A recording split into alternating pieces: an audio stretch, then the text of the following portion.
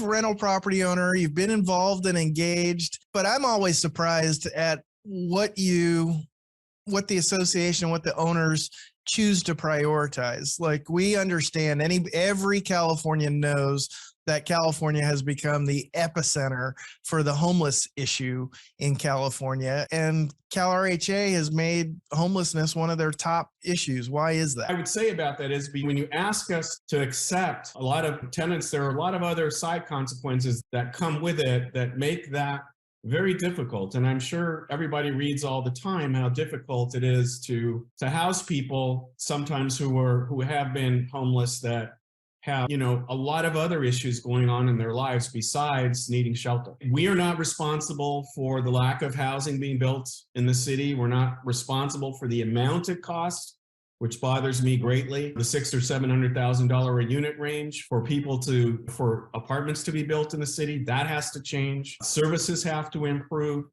But I think one group of people that unfairly gets blamed for this are owners, including myself. And when I read articles about residential owners being guilty of A, B, C, and D, I don't think there's a real understanding with reporters of what it takes to house somebody and what it takes to make sure that not only that person is housed, but that the rest of the people in the building are happy.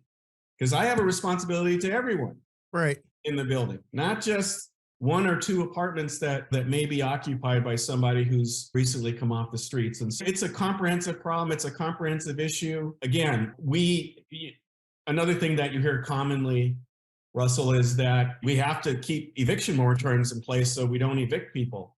And I can't emphasize enough to people this: we're not in the eviction business. Okay?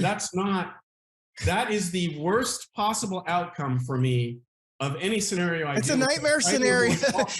You make money housing people, not by kicking people out. And so that narrative that I see a lot being floated around is so untrue.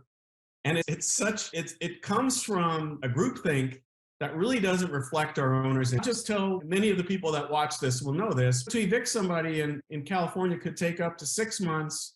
That's the loss of rent. That could be a process that costs you well over $25,000, $35,000 to do something like that. And that's not to mention the fact that all of the heartache that it takes to do that, that's really the last option. And so the narrative that owners evicting tenants is causing homelessness, I really think is a false narrative.